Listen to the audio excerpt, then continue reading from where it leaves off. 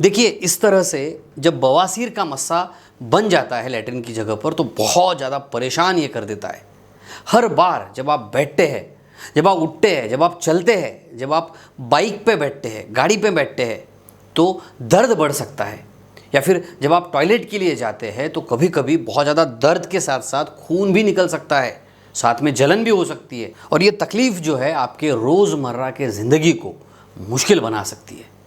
इस तरह के जो मस्से बन जाते हैं ये दर्द तो देते ही है, लेकिन हमेशा एक डिफ़िकल्टी सी महसूस होने लगती है, एक बोझ सा लगने लगता है। और लैट्रिन की जगह पर एनल एरिया में एक एहसास हमेशा रहता है, ऐसे मस्से जैसा भाग वहाँ पे हमेशा बना रहता है। तो फिर सवाल दिमाग में आता है कि ये मस्सा मुझे बना क्यों है, क्यों ये मस्सा मेरी लैट्रिन की जगह पे आया है और क्या ये सूख सकता है। तो आज का जो वीडियो है वो आप ही के लिए है, क्योंकि आज मैं आपको बताने वाला हूँ ऐसा बेहद असरदार एक आसान तरीका जिससे ये मस्सा जो है ये सूखेगा और आपको जो तकलीफ़ है, जो दर्द है, उसमें भी आपको काफ़ी राहत मिल सकती है। अगर आप भी ऐसी तकलीफ़ से राहत पाना चाहते हैं, आप बवासीर के मस्से को ख़त्म करना चाहते हैं, तो ये वीडियो आपके लिए बहुत ज़रूरी है। पूरा वीडियो ज़रूर देखिए, क्योंकि शुरुआत में मैं आपको बताऊंगा ये मस्सा बना कैसे है, क्यों ये आपको तकलीफ़ दे रहा है, ये आया कैसे है, और फिर मैं आपको बताऊंगा वो तरीका जिससे ये मस्सा भी कम हो जाएगा। बिना ऑपरेशन के भी ये कम हो सकता है। ये जानकारी आपके लिए बहुत महत्वपूर्ण हो सकती है। देखिए, लाखों लोग मुझसे जुड़े हैं, आप भी मुझसे जुड़ सकते हैं। छोटा सा काम कीजिए, नीचे बटन है, इस चैनल को सब्सक्राइब कीजिए और हाँ, बेल आइकॉन का बटन भी ज़रूर दबाइए ताकि मेरे नए और अच्छे वीडियोज़ सबसे पहले आप देख सकें। नमस्कार, मैं डॉक्टर शीतल टोंगसे बहुत बहुत स्वागत करता हूं आपका डॉक्टर टोंगसे होम्योपैथी में। चलिए काम की बात समझते हैं और सबसे पहले ये समझते हैं कि पाइल्स में जो मस्सा बनता है उसकी क्या प्रक्रिया होती है। स्टेप बाय स्टेप एक एक चीज़ आपको समझाऊंगा। पहले आपको बताऊंगा ये मस्सा बना कैसे है, इतना बड़ा ये कैसे आया है, क्योंकि पहले था नहीं और इसीलिए इसे जानना बड़ा इंटरेस्टिंग है। 5 स्टेप्स है, बहुत आसानी से समझाऊंगा, ध्यान से समझिए। पहली स्टेप है कब्ज़ यानी कि कंस्टिपेशन। जी हाँ, पहला और मुख्य कारण होता है काफ़ी दिनों तक, लंबे समय तक अगर आपको कब्ज़ की समस्या रहती है तो क्या होगा, आपका मल हार्ड हो जाएगा, सख्त हो जाएगा। अब जब मल हार्ड हो जाएगा तो इसे बाहर निकालने के लिए आपको प्रेशर डालना पड़ेगा, दबाव डालना पड़ेगा। कुछ लोग मैं देखता हूँ, जब मैं उनसे पूछता हूँ तो वो बहुत देर तक टॉयलेट में बैठे रहते हैं, ज़ोर उनको लगाना पड़ता है। अब इस दबाव के कारण मलाशय और गुदा यानी कि रेक्टम और एनल एरिया जो होता है वहाँ पर जो नसें होती है, देखिए इस तरह की नसें हैं, इन नसों के ऊपर प्रेशर आएगा, ज़ोर पड़ेगा और यही कारण होता है मस्सा बनने का। जब इस नस के ऊपर प्रेशर आएगा तो क्या होगा, ये नस फूल जाएगी और फूलने की वजह से ये बाहर की तरफ आ जाएगी और मस्से जैसा भाग आपको दिखने लगेगा। मल त्यागते समय जब आप जोर लगाते हैं तो गुदा की नसों पर जो अतिरिक्त दबाव पड़ता है, इससे ये तकलीफ आपको होने लगेगी।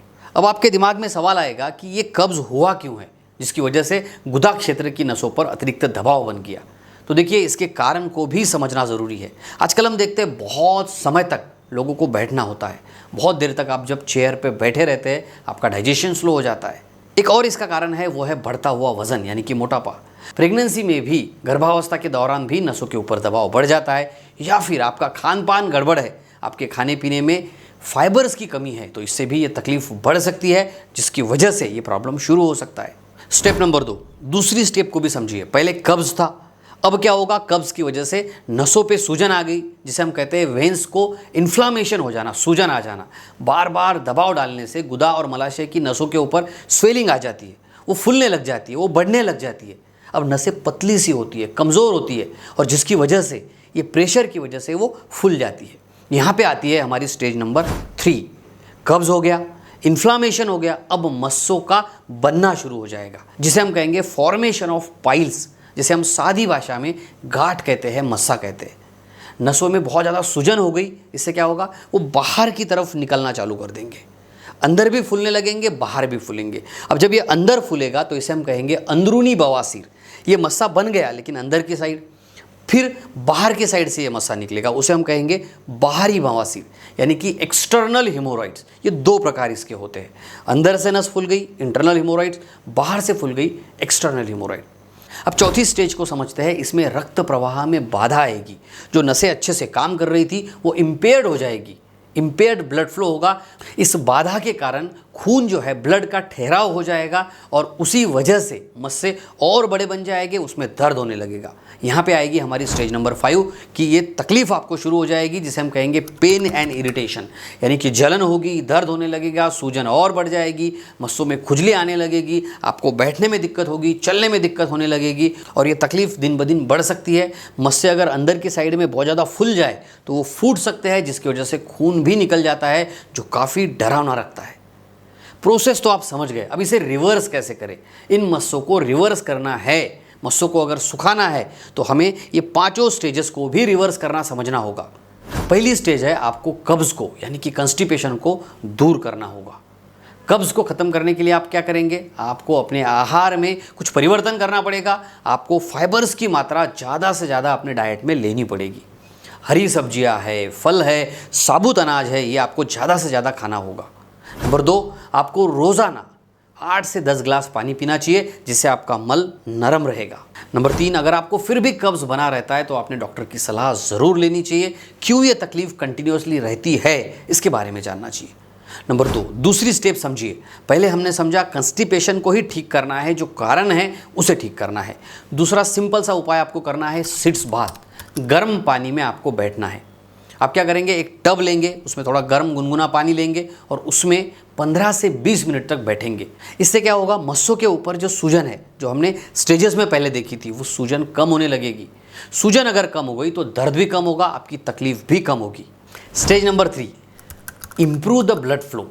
हमने देखा था ब्लड फ्लो रुक जाता है, तो मस्सों में खून के ठहराव को रोकने के लिए आपको हल्की सी फिजिकल एक्टिविटी शुरू करनी चाहिए, जैसे पैदल चलना, योगा करना, एक्सरसाइज करना। इससे क्या होगा? खून का प्रवाह जो है वो अच्छा हो जाएगा, सुधर जाएगा और मस्सों में जो खून जमा हुआ है, जिससे आपको तकलीफ हो रही है, वो कम हो जाएगी। स्टेज नंबर 4, आपको दर्द और जलन को कम करना होगा, पेन और इरिटेशन को रिड्यूस करना होगा। इसके लिए मैं आपको सजेस्ट करूंगा आप होम्योपैथी की मेडिसिन ले। होम्योपैथी में बहुत अच्छी दवाइयाँ हैं, जिससे पूरी तरह से बिना ऑपरेशन भी ये स्वेलिंग कम हो जाती है, तकलीफ कम हो जाती है, जिससे मस्से की साइज़ भी रिड्यूस हो जाती है। मैं रोज़ाना काफ़ी ऐसे पेशेंट्स को देखता हूँ जो बिना ऑपरेशन भी ठीक होते हैं। आप भी होम्योपैथिक ट्रीटमेंट लीजिए, दर्द और तकलीफ आपकी कम हो जाएगी। आप किसी नज़दीकी होम्योपैथ से मिल सकते हैं या आप मुझसे और मेरी एक्सपर्ट डॉक्टर की टीम से भी कंसल्ट कर सकते हैं। नंबर मैंने नीचे दिया है। स्टेज नंबर 5, दबाव को आपको कम करना है, यानी कि स्ट्रेन और प्रेशर को कम करना है। मल त्यागते समय आपको बहुत ज़्यादा प्रेशर नहीं लगाना है। अगर मल आपका हार्ड है तो थोड़ी देर रुक जाना चाहिए आपने। पानी की मात्रा बढ़ानी चाहिए, फाइबर की मात्रा बढ़ानी चाहिए। हल्के कुछ नेचुरल लैक्सेटिव्स होते हैं, उसके ऊपर मेरे काफ़ी सेपरेट वीडियोज़ हैं, उन वीडियोज़ को भी आप देखिए। ये देखिए, आप अरंडी का तेल ले सकते हैं, घी ले सकते हैं, नेचुरल लैक्सेटिव लीजिए, जिसकी आदत आपको नहीं लगेगी। आखिरी लेकिन महत्वपूर्ण स्टेज है स्टेज नंबर 6 और वो है नेचुरल रेमेडीज़। एलोवेरा जेल है, नारियल का तेल है, ऐसे काफ़ी प्राकृतिक उपचार है जो सूजन को कम करते हैं, मस्से को भी धीरे धीरे सुखाने में मदद करते हैं। साथ ही जैसे मैंने आपको पहले बोला, होम्योपैथी में भी बहुत अच्छी दवाइयाँ हैं जिससे ये मस्से पूरी तरह से सूख सकते हैं। तो इन पूरी स्टेजेस को आप समझिए, ये क्यों बना है इसको समझिए और इसे रिवर्स कैसे किया जा सकता है वो भी समझिए। क्योंकि काफ़ी पेशेंट्स मैंने ऐसे भी देखे हैं जिन्हें ये बातें पता नहीं होती है और फिर जब मस्सा बड़ा हो जाता है वो ऑपरेशन करवाते हैं। ऑपरेशन कराने के बाद भी उन्हें फिर से मस्सा आ जाता है। डॉक्टर ने ऑपरेशन तो अच्छे से कर दिया, लेकिन इन स्टेजेस को अगर आप अच्छे से नहीं समझे, अगर आप इस बवासीर के बनने के कारण को नहीं समझे और ये कारण अगर आपने नहीं निकाला तो ये फिर से हो सकता है। इसीलिए इन स्टेजेस को समझिए, इन्हें फॉलो कीजिए। आशा करता हूँ ये वीडियो आपके लिए बहुत काम का साबित होगा। अपने दोस्तों तक भी इसे ज़रूर शेयर कीजिए ताकि उनका भी बेनिफिट हो। तो हंसते रहिए, मुस्कुराते रहिए, अपना और अपने परिवार का बहुत बहुत ख्याल रखिए। धन्यवाद।